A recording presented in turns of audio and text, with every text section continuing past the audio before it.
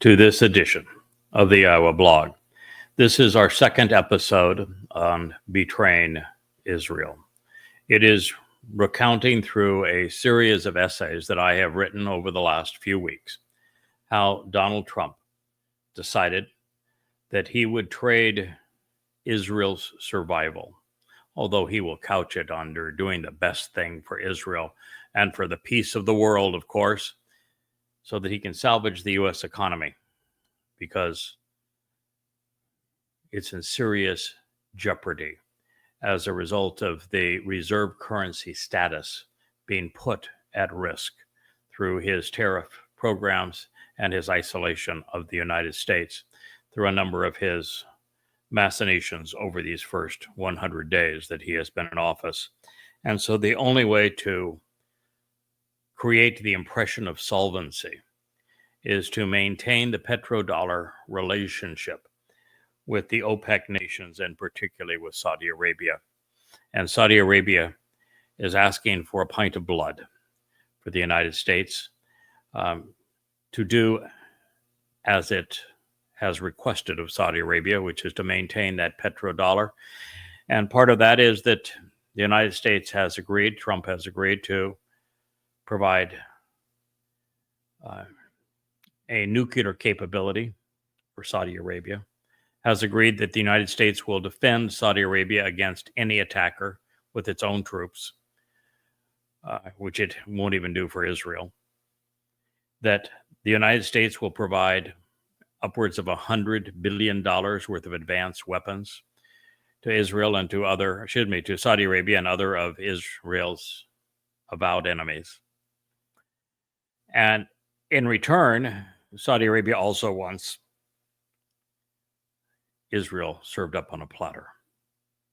It's called, of course, a Palestinian state, but there are no Palestinians. It's a marketing myth designed to justify the genocidal rage of Muslims against Israel. It's Palestine. All that means is obliterate Israel. And that's what they want. That is what they're demanding, and it is what Donald Trump is prepared to give them because he has abandoned Israel. Now, as I shared in the first program, and I will be briefer in this one, what I speak of here, I have known for a number of years because I have not only translated, but I have come to intimately understand the prophet Yeshaya from beginning to end, and especially what he wrote against America in the 17th and 18th chapters of Isaiah, where we find that it is America that it betrays Israel and shrinks Israel at the waist with the two-state solution, making the country indefensible while supplying massive amounts of weapons to Israel's enemies and encouraging the Muslims that will flood into Israel as a result of this capitulation for God's people. This is a far worse event than what Neville Chamberlain did when he gave the high ground of Czechoslovakia, a nation that was not his since he was in the UK, to Adolf Hitler and the Nazis. In this case, the Nazis are Muslims. In this case, Crown Prince Mohammed Salman is the Adolf Hitler. In this case, the Czechoslovakia is Israel. And in this case, the UK is the United States. In this case, the Neville Chamberlain is Donald Trump. And in this case, it will lead directly to World War III rather than World War II. And in this case, once again, millions of Jews are going to die. And while that is a crime that is unpardonable, in addition to that, upwards of 1 billion, maybe more, non-Jews are going to die. Among the egregious things that have been perpetrated by heads of state, particularly by America, which has been belligerent for a long time, has fought over 400 wars in the first 200 years of its existence. This may be the most egregious betrayal, the most costly betrayal humankind will ever experience. So that is why I'm reporting on it. I am not reporting on it as a liberal trying to assail a conservative president. I'm too conservative to be a Republican. I am apolitical. I just happen to know what the prophets revealed. I care for God's people because I work with Yahowah, who happens to be God, and because I don't like it when nations or individuals or institutions do things that are caustic to humanity, and that's what I'm witnessing. I made a comparison earlier today between the gas of Qatar and the Zyklon B that was the gas of the final solution. And the reason I made this comparison is that Qatar is the international bank of Islamic terrorism.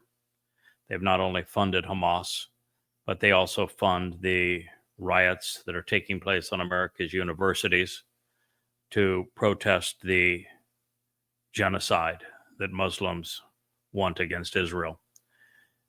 Qatar has gone on record to saying that they seek the destruction of Israel. And there is no more anti-Israel voice in the world today than the Emir of Qatar. And yet, Qatar is promising Donald Trump a several billion-dollar Trump Tower in Doha. They bribe him both with prestige, put his name on a building, and with billions upon billions of dollars. And to lure him further into their grasp, they offered him a $400 million airplane that will cost upwards of $400 million to retrofit to the standards of Air Force One. It's nothing but a bribe, nothing but to play to Trump's disgusting ego. And so I compared the Qatari gas released by the bribable Trump and how it has become the Zyklon B of Islam's final solution to their Jewish problem, and recognize that Islam has sought the apartheid and genocide against Jews since Muhammad led the first Muslims to massacre them in Saudi Arabia. So the description then was Zyklon B. It was a gas can. It was approximately 12 by 16 centimeters. The description now is a Qatari natural gas ship, the QMax and QC-Max LNG carriers, which are the largest in the world. The size now of a QMax ship is 345 meters, 1,132 feet long, 54 meters wide, 177 feet, and 35 meters high, 114 feet. They have a capacity of approximately 266 cubic meters, which is 9 million cubic feet of natural gas. The canister is a lot more explosive and considerably larger. The opened can that was used to gas the Jews by the Nazification of Islam, I showed on my post, and it was pictured from the Auschwitz-Birkenau Museum. I wrote, after setting in motion the final solution to the Jewish problem, after Hitler's meeting with the Islamic Grand Mufti of Jerusalem, which is the chief Islamic religious leader, Mohammed Amin al-Susani, on November 28, 1941 in Berlin, when and where it was decided that Jews would be exterminated rather than exiled. Previous plans of Adolf Hitler and the Nazis were to exile Jews after robbing them of their homes and property. But as a result of the meeting with Husani, who did not want them exiled to Israel, they made the decision they would exterminate them.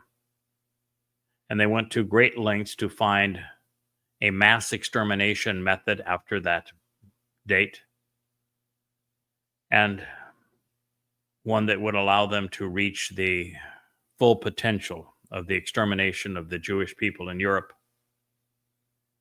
as efficiently and effectively as possible. The choice was Zyklon B gas. It was a pest killer, and it turned out to be easy to transport, fairly easy to use. It was deployed at the behest of this Islamic religious leader's request to exterminate Jews because it was cheap, it was efficient, and of course it was painful. Auschwitz-Birkenau hosted the first experiments with the gas, and it was used against previously lice and other insects. Some 600 Russian prisoners of war and 250 Polish political prisoners were gassed in the basement of Block 11 in Auschwitz before it was turned into a concentration camp for Jews. The operation was deemed overwhelmingly successful by the Germans, who would use the same method to kill thousands upon thousands of Jews every day. Zyklon B was distributed in airtight tins. These contained pellets that, when exposed to air, released a poison, a liquid cyanide, which would annihilate thousands of people in a few seconds. After penetrating the lungs through inhalation, Zyklon B caused its victims excruciating pain, violent convulsions, and finally death via a heart attack. That's how the Nazis, at the behest of Muslims, murdered what became a total of 6 million Jewish men, women, and little children.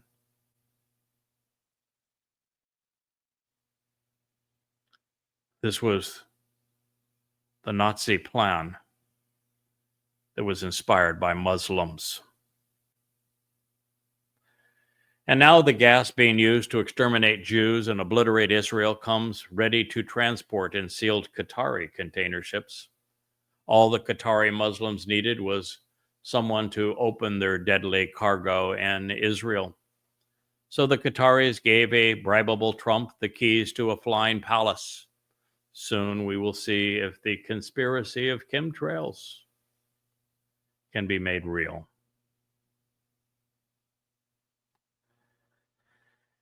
This goes under the heading, it was another essay that I wrote and posted this week. Goes under the heading, I Told You So. From the Bank of Islamic Terrorism, aka Qatar, to Donald Trump, Neville Chamberlain II. R.E. the Flying Palace. This article is from the BBC several days prior to it being posted, and anyone in the mainstream media picking up on it. I broke the story on both X and Facebook of what Donald Trump was going to do with this Qatari flying palace. The BBC article, which affirms what I had written was true, says U.S. President Donald Trump is set to receive a luxury jumbo jet. Donald Trump is set to receive a luxury jumbo jet intended for use as a presidential plane from the royal family of Qatar, the Emir, the Bank of Islamic Terrorism. According to U.S. media reports, the plane will not be ready for use right away, as it will need to be retrofitted. No kidding, Sherlock. The U.S. government also plans to check the gift for spying devices. In an unusual arrangement, the plane will also be donated to Trump's presidential library at the end of his term. Isn't that special? It's a gift to Donald Trump. News of the gift comes as Trump is set to visit Qatar this week. The very sponsors of Hamas that murdered 1,000 200 Jews raped, tortured, mutilated, twice that many more, abducted and tortured, 250 in addition to that.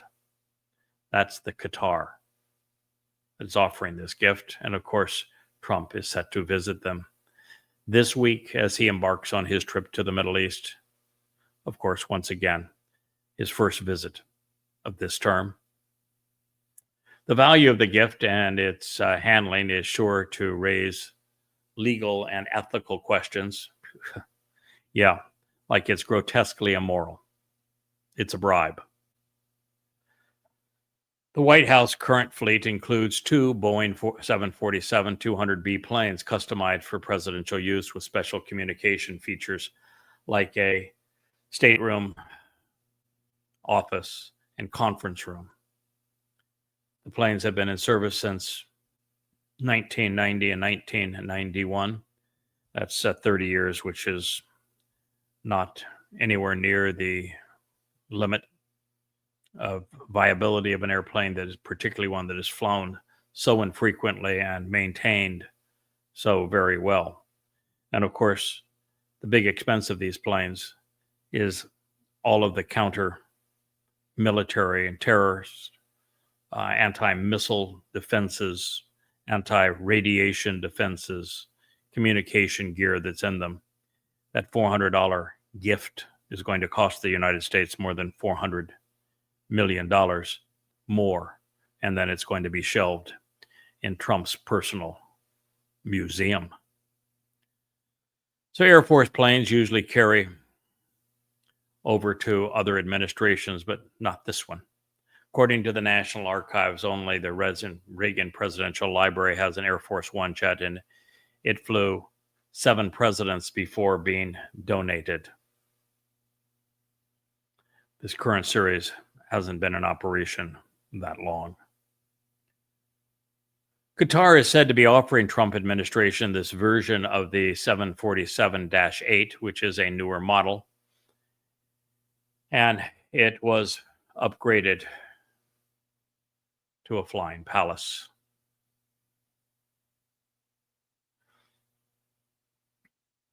Here's a third essay on Donald Trump.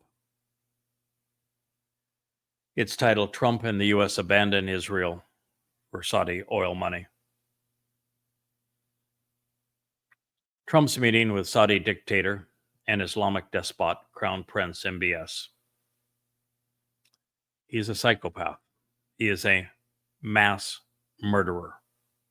It was his country that provided all of the mosques that inspired the Muslims who perpetrated 9/11. It was his country that supplied 80% of the terrorists who flew as suicide bombers to take out America's World Trade Center and flew into the Pentagon. He crashed into Pennsylvania trying to fly into the White House. It's that Saudi Arabia. It's the Saudi Arabia of Mecca that has inspired the death cult of Islam, that began genocide against Jews with Muhammad, killing all who were within camel ride, robbing them, torturing them, raping their women, selling the children into slavery. It's that Saudi Arabia. So it's going to include the leaders of this meeting, according to the Saudi news releases, is going to include the leader of the very genocidal Palestinian Authority, Mr. Pay for Slay himself, Mohammed Abbas, a man who is so unpopular that he hasn't allowed an election in 2 decades because he would be outvoted by Hamas supporters 8-1. It's also going to include, this is just such a fine cadre of thieves, Lebanon's Hezbollah sympathizer, Joseph Aoun. And of course, not to be left out of the frenzy, is Syria's ISIS Islamic jihadist, Ahmed al-Shara, who is al-Jalani, the very Islamic State terrorist that captured, tortured, sold into slavery thousands upon thousands of young girls and women. That's who is attending. But of course, Israel is not attending. Crown Prince Mohammed bin Salman expects U.S. President Donald Trump to agree to the conditions of Saudi as a condition to Saudi normalization, a Palestinian state. Official Saudi news sources told the Muslim media. All of this comes from the official Saudi news sources. Quote, U.S. President Donald Trump's meeting with Crown Prince Mohammed bin Salman and Riyadh on Tuesday, that's tomorrow, is also set to include Palestinian Authority President Mahmoud Abbas, Lebanese President Joseph Aoun, and Syria's de facto leader Ahmad al-Shara al-Jalani. The most reputable Arabic media sources then reported. Palestinian newspaper Al-Quds said that the Saudi prince looked forward to Trump's agreement to the Saudi condition of establishing a Palestinian state. End quote. Trump said in February that Saudi Arabia was no longer demanding Palestinian statehood as a condition for normalizing ties with Israel. However, a statement at that time, that statement prompted an urgent and emphatic Saudi Arabian denial. There are those who believe Bilkin, who claims that the Saudi Arabian dictator, MBS, said, I don't give a hoot about Palestinians, they're not my problem, and that he didn't care about Palestinian statehood. Now, by the way, there are no Palestinians, so this is statehood for an entity that is comprised strictly to destroy Israel. That is the only point of a Palestinian state. It's the only point of a Palestinian person. To operate under that misnomer is the obliteration of Israel, an annihilation of Jews.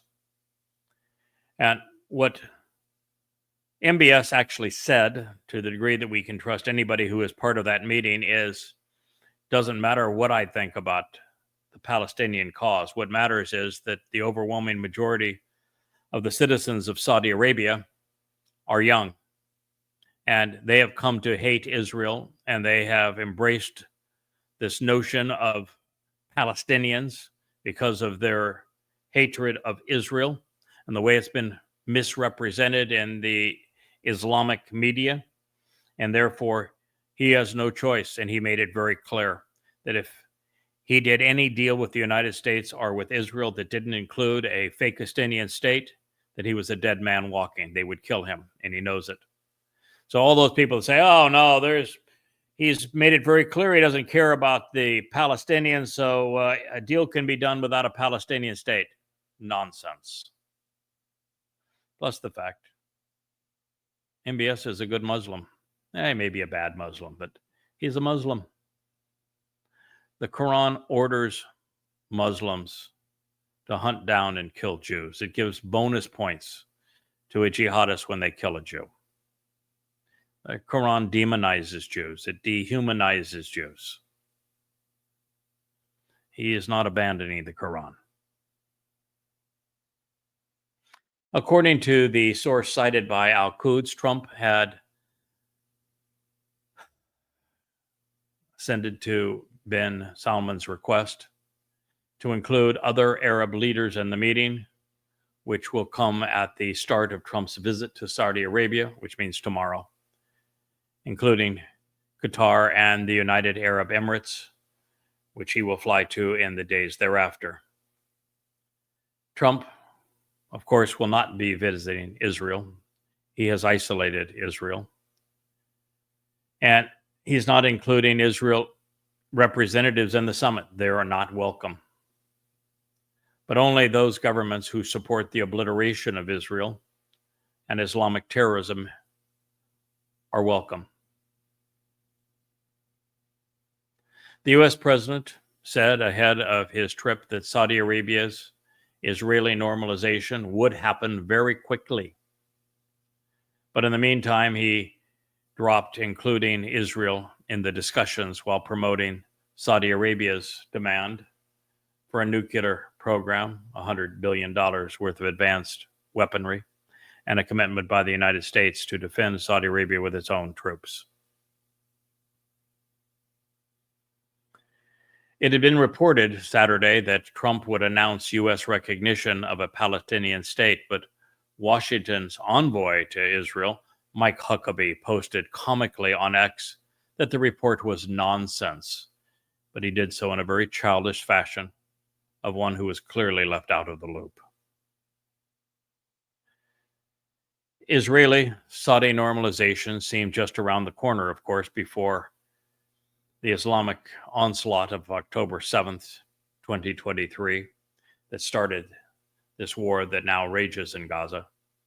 2 Israeli ministers made unprecedented states visits to the Desert Kingdom in the weeks before the shock invasion of Islamic terrorists that caused the deaths, the rape, the mutilation, the terrorism, the torture, abduction of so many Jews.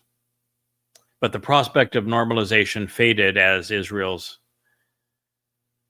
anti-Israel sentiment reached new heights in the Muslim world amid Israel defending itself from the Islamic perpetrators. During his first term, Trump brokered the Abraham Accords. Actually, it was his son-in-law that did so, Kirshner, and Kirshner was rewarded with a $2 billion gift from MBS for doing so. It was Kirshner that then negotiated the return to prestige of MBS after it had been shown that he had in fact ordered the death of journalist Khashoggi. And it is now Kirshner again, after receiving the $2 billion bribe, that has negotiated this weapons deal and all other aspects of the deal that Trump is prepared to sign with Saudi Arabia. It's just one horrible bribe and mess after another.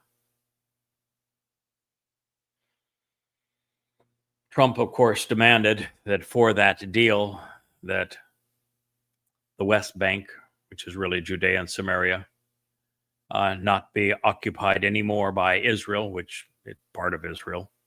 Can't build homes in it because he wanted it as the reward. It's a Fakistinian state.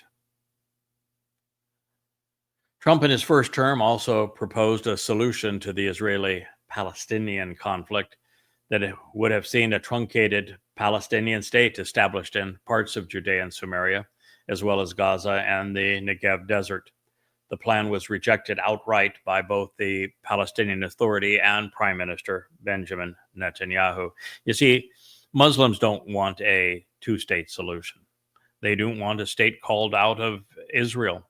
They will accept one as an interim measure because it makes Israel more vulnerable and much more likely for them to impose the one-state solution that they are seeking, which is a complete control of everything from Morocco all the way to Iran and from Afghanistan all the way down south. This is what they seek.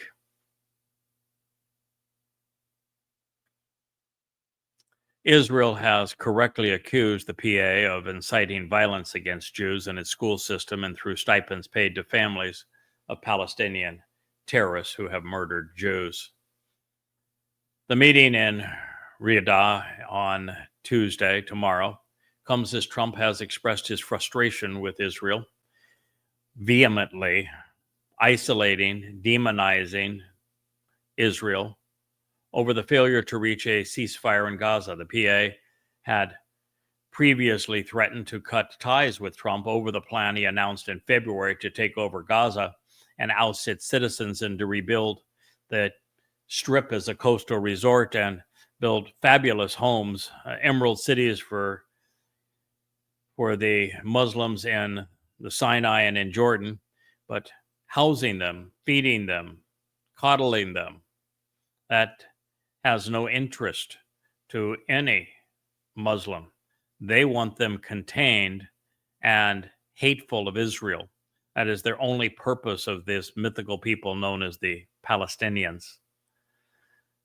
And that's what they want. And most recently, Trump's envoys, including Witkoff just yesterday, told a group of Israelis that they would free all of the hostages by Israel simply ending the war. But Israel's unwilling to end the war, of course, because if Israel ends the war now, Hamas is every bit as strong as they were before the war began. They have as many weapons as they had before the war began. They're still in power in Gaza. They would get back the corridor into Egypt, and they would even have more weapons than previously. And Israel would have lost. They would have lost all of the citizens who were raped, plundered, tortured, and murdered on October 7th, and then they would have lost the war to prevent Hamas from doing it again. And that's what Witkoff is demanding. He says we could release the hostages. Sure, they could, so long as Israel withdraws from Gaza and leaves Hamas in power. Listen, I didn't want Israel to invade Gaza. I knew it would turn out badly. I knew there was no way for them to prevail. I knew that it would be a disaster for Israel worldwide, and that it would be a war without any chance of a positive outcome. And so I knew only bad things would happen. And so this is not the strategy I asked Israel to follow. But once Israel committed to sending its troops into Gaza and has sacrificed another 400 to 500 Israeli lives trying to rescue the 250 hostages that were there, and has turned Gaza into a demolition site, at this point, there is no salvation of Israel if they retreat. If they retreat, it will so galvanize Islamic rage against Israel and so equip Muslims to defeat Israel. And they're not going to defeat Israel through a conventional war that the IDF is able to fight. They're going to do so in 100 times, 1,000 times what happened on October 7th. And they will be ready to do so in the Great Jihad, because they will be buoyed by the success of defeating Israel with the help of the United States, and to have a wedge driven right in the heart of Israel to attack from without and from within.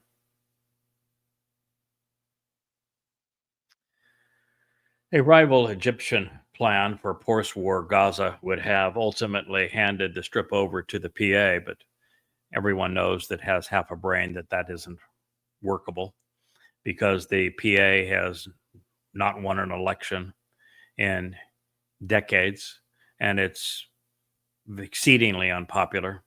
Hamas is 8 times more popular among Muslims in Judea, Samaria, and in Gaza than is the PA. So the PA is nothing, would be nothing but what the PA was in Gaza, which is someone to be pushed out so that we would very quickly find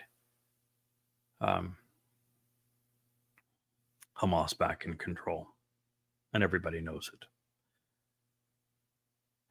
Hamas is vastly more popular with Muslims than the PLO. Separately, Israel has maintained a troop presence and carried out military strikes in southern Lebanon following the ceasefire with Hezbollah in November, and in Syria side of the Golan Heights following al-Jilani's Islamic conquest through his Islamic State and the ouster in December of Syria's President Bashar al-Assad.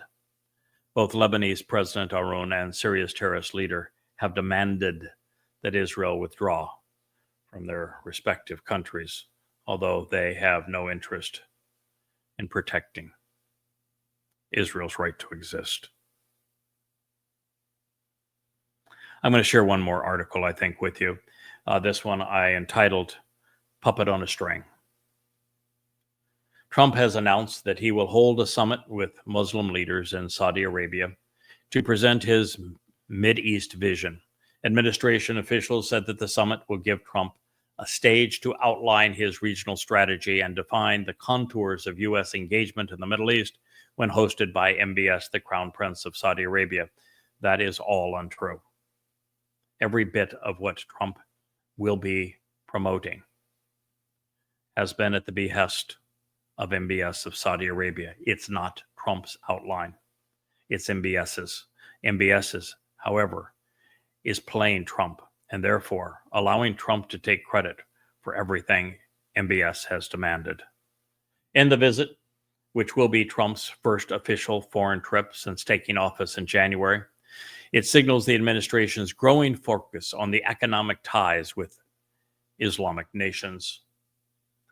Yes, Trump, his family members, his personal business, his outgoing Treasury Secretary, his son-in-law, and his Middle East envoy collectively have received $16 billion worth of bribes from the Emirates, Qatar, and Saudi Arabia. Saudi Crown Prince Mohammed bin Salman is preparing to invite leaders from all 6 member states of the Gulf Cooperation Council, the United Arab Emirates, Bahrain, Kuwait, Oman, Qatar, and of course Saudi Arabia. Trump is scheduled to arrive in Saudi Arabia on May 13 for bilateral meetings, with the summit set for the morning of May 14th. At this stage, no other Arab leaders are expected to attend, but that subsequently changed. After the summit, Trump, of course, is going to Doha for a minute meeting with Qatari leader, the one that just supplied the $400 million gift of the airplane to Donald. His name is Emir Sheikh Tamim bin Hamad Al Thani, and then proceed to Abu Dhabi on May 15th to meet with United Arab Emirates President Mohammed bin Zayed. The White House said that the full details of the itinerary will be released soon, but declined to comment further. And what about Israel? And what about Israel?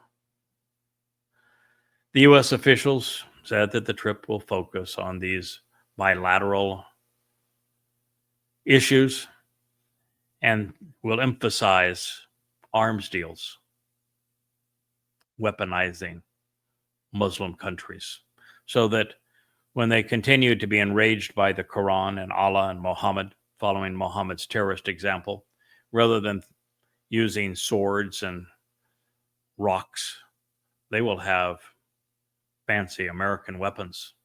Much easier to kill Jews that way. And of course, Trump is also providing nuclear capability for Saudi Arabia, as well as artificial intelligence for Saudi Arabia. On Friday, the U.S. State Department announced approval of a $3.5 billion sale of medium-range air-to-air missiles, so that, of course, Israel can't defend itself. The summit in Riyadh is expected to be only a portion of the trip, with a broader regional Islamic agenda. Officials do not anticipate the new diplomatic initiatives, but Trump has said otherwise. He says this will be the announcement of the deal of the millennia. Trump, of course, is not expected and has defiantly said he's not visiting Israel. He's not even talking to Netanyahu. The visit comes as Washington continues efforts to revive negotiations on a potential nuclear agreement with Iran, which has zero chance of success. I will share why that is so. The United States does not expect to negotiate anything with Iran. It's simply a delay tactic, and it's being requested by Saudi Arabia to get this deal done before anything proceeds with Iran. This will be Trump's second high-profile visit, of course, to Saudi Arabia. The last time he danced with the Saudis, played sword games with them, and had a giant parade heralded to him. This time, it's one tower, Trump Tower after another. The one on the coast nearest Israel is going to be clad in glittering gold. There'll be another tower in the capital of Riyadh. They know how to get Trump's attention, put his name on tall towers. Now, I realize that I was the first, and many, but mainly still be the only staunchly pro-Israel voice warning Jews that Trump is going to be their Neville Chamberlain. He has already decided to trade the heart of Israel under the pretense of a two-state solution for the petrodollar deal with Saudi Arabia that has become essential to America's economic survival. I've also stated and can confirm that Trump opposed Israel's desire to safeguard its very existence by destroying Iran's nuclear facilities, because he was ordered to do so as a contingency of the Saudi continuing petrodollar support. The reason for the petrodollar support is because Donald Trump has destroyed America's credibility in international trade with all of the shenanigans of his first 100 days, and then again with his absurd tariffs. And reserve currency status means that you have to be the most reliable partner in international trade with all major trading partners. And Trump has gone to economic war with the manufacturing engine of the world, China. And he's gone to war economically with sanctions against the world's second most powerful nation, Russia. And as a result of these things, there's no confidence in the dollar. And with no confidence in the dollar, it can't be used as a international reserve currency. But if it's not used as an international reserve currency, there's no funding the U.S. deficit, because it requires quantitative easing and the illusion of money that is only possible for the nation that has reserve currency status. So with that being eroded, the only hope of prolonging the illusion of solvency for the $40 trillion U.S. debt is for the United States to lock in the petrodollar status with Saudi Arabia. And for that to happen, MBS has Donald Trump on a string, and he's playing it for all it's worth. And then having all manner of bribes paid by Qatar, that is Israel's actual most deadly foe, far worse than Iran. Now, I do not make these claims because I'm opposed to Trump and that I saw him as vastly superior to the progressive libertard cackles. However, I know what the prophets foretold, and they made it clear that it would be the United States that would do this to Israel, thinning Israel at the waist by the Shabuah harvest on May 22nd, 2026. And everything Trump has said and done over the past 100 days serves as proof that I was right. Trump is giving lip service to Israel and letting out the leash relative to Gaza and weapons, all to earn the trust he will betray. Netanyahu already knows this to be true, but knows that he will make it worse by speaking out against Trump. And deep down, the Israeli Prime Minister craves normalization with Saudi Arabia because he remains ignorant of Islam. And we know this because he's at war with Hamas. And he doesn't know that by fighting a religious foe, that he only makes it worse with bullets and bombs. Ignorant of Islam, this is the consequence that Israel is facing. Therefore, it is MBS that holds Donald Trump's strings. I will share the next portion of this with you in the third edition of Betraying Israel. It will be The Deal is Done. And I wrote this several weeks ago in anticipation of what we're going to witness over the next 2 days. I thank you for listening. I would like to convey my sorrow on behalf of Israel and God's people that this is being done to them. I'm so very sorry that the world has erupted in anti-Semitic rage against Israel, that progressives have become the pimps of Islam, and that Islam continues to perpetrate apartheid and genocide, and yet has the support of the world's media and academia, all bribed by the likes of Qatar and Saudi Arabia. I'm sorry that it was the United States that did this to you. I'm sorry that the United States is equipping your Islamic enemies with these weapons and is sacrificing Israel as Neville Chamberlain did Czechoslovakia before the last World War. But Israel, I have to also say, as sad as I am for you, you've done this to yourselves. You put yourself in a very bad position. There was a much better approach to 10-7. And even then, I warned Israel about 10-7, a year before the attack, explaining how it would be perpetrated and how Israel would be ill-prepared to deal with it. And of course, now because of the prophets, I am also revealing that the next Alaska flood will be between 100 to 1,000 times worse. And it will occur within a year of the time that a Fakistinian state of terror is carved out of Israel's heart. I thank you so much for listening. You have a good night. We'll talk again tomorrow.